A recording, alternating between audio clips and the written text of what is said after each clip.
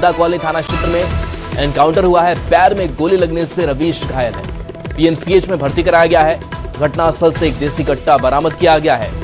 11 जुलाई को बंटी का शव मिला था।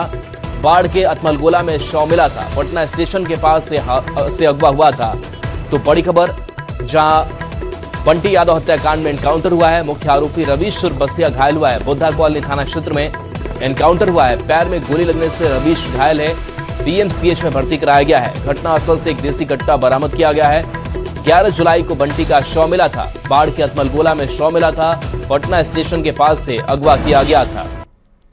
तो तस्वीर आप दिखा रहे हैं, जहां पर देखिए ये वही जगह है जहां पर रवीश को गोली मारी गई है। रवीश के पैर में गोली लगी। बताया जा रहा है कि पुलिस के गाड़ी के बोनट पर भी गोली लगी थी। जवाबी कार्रवाई पुलिस ने की और पीएमसीएच में फिलहाल अभी रवीश इलाजरत है, जो बंटी यादव हत्याकांड का मुख्य आरोपी उर्फ ये बसिया भी कहा जाता है। और इसी मामले में एनकाउंटर किया गया है और पुलिस ने बताया है कि सूचना मिली थी कि ये इस इलाके में है और पुलिस ने दबिश दी। बंटी अपहरण और हत्या मामले का मुख्य आरोपी रवीश बसिया आज सुबह पुलिस मुठभेड़ में घायल हो गया। एनकाउंटर के कुछ ही देर बाद पटना के एसएसपी कार्तिकेय के शर्मा भी घटनास्थल पर पहुंचे। उन्होंने बताया कि रवीश वैशाली जिले से नाव के सहारे पटना पैसा लेने आया था। पैसा लेकर वो नेपाल भागने की फिराक में था। इस बीच पुलिस ने गिरफ्तार करने के लिए घेराबंदी की, लेकिन पुलिस को देखते रवीश और बसिया ने पुलिस पर फायरिंग कर दी। जवाबी कार्रवाई में पुलिस ने भी फायरिंग की और रवीश के पैर में गोली लगी। एसएसपी के मुताबिक बंटी और रवीश शराब के काले कारोबार में शामिल थे। इस दौरान रवीश गिरफ्तार हो गया और फिर रवीश और बंटी के बीच कहासुनी हो गई। कुछ दिन पहले ही रवीश जेल से छूटकर बाहर आया था। जेल से आते ही बंटी की हत्या की पटकथा लिखी गई और उसे पटना जंक्शन के पास सबसे पहले अपने साथियों के साथ मिलकर अगवा किया और फिर उसकी हत्या कर डाली। आरोपी जो है रवीश उर्फ बसिया जो है वो पुलिस इनकाउंटर में घायल हुआ है। पीएमसीएच में इलाजरत है। यहाँ एसएसपी पहुंचे हैं। सर, क्या कैसे हुआ पूरी घटना? कुछ दिन पहले क्या हुआ? कुछ दिन पहले जो अपहरण की घटना हुई थी, उसमें डेड बॉडी मिला था। उसी में पुलिस के द्वारा इसमें अनुसंधान किया जा रहा था और जो पूरी घटना में जो लोग सम्मिलित थे उनकी पहचान करके उनकी गिरफ्तारियां की जा रही थी।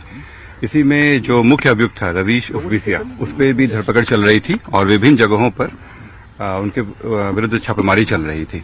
इसी में पुलिस को इन्फॉर्मेशन मिला कि वो पटना आने वाला है और यहाँ से पैसे लेकर नेपाल भागने की तैयारी कर रहा है।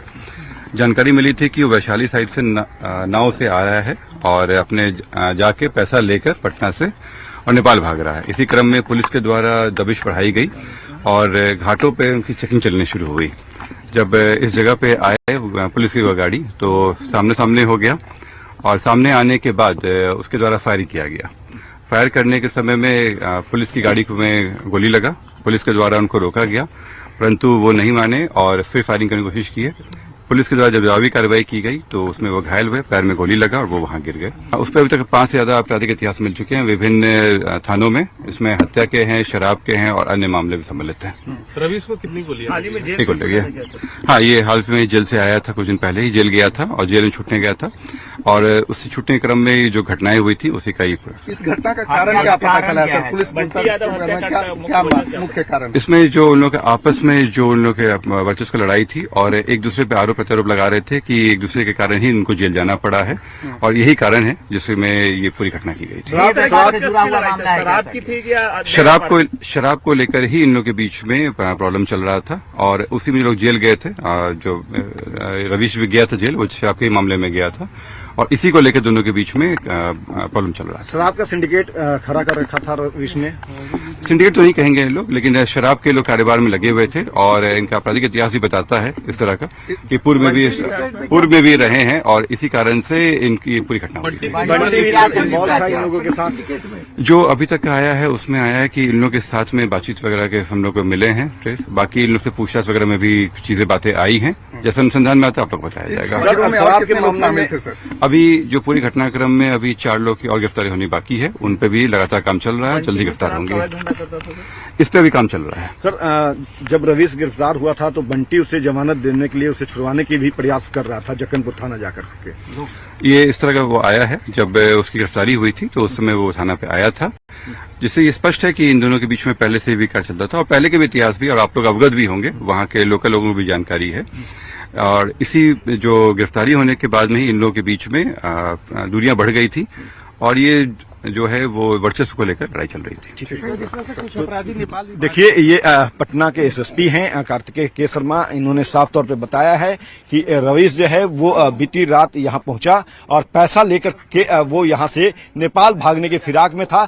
इसी से पहले जो है पुलिस को जो है ये इनपुट मिल गई और पुलिस समय रहते जो है रवीश को गिरफ्तार करने के लिए जब यहां पे पहुंची तो यहां पे पुलिस के साथ मुठभेड़ हुआ। रवीश ने पुलिस पे फायरिंग की और जवाबी कार्रवाई में पुलिस को भी जो है वो फायरिंग करना पड़ा, जिस दौरान रवीश के दाहिने पैर में गोली लगा है। फिलहाल पीएमसीएच में इलाजरत है और एसएसपी का कहना यह भी है कि उससे पूछताछ किया जाएगा। पूछताछ के बाद ये पता लगाने की पुलिस कोशिश करेगी कि और कितने मामले उस पर दर्ज हैं और मोडस जो है वो पूरे तौर पे क्या रहा बंटी के हत्या के पीछे का।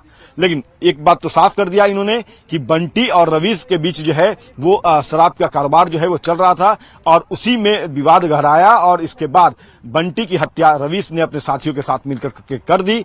जिस फिरोजी से जुड़ा हुआ ये मामला नहीं है, ये पटना के एसएसपी ने कहा है। अमित कुमार।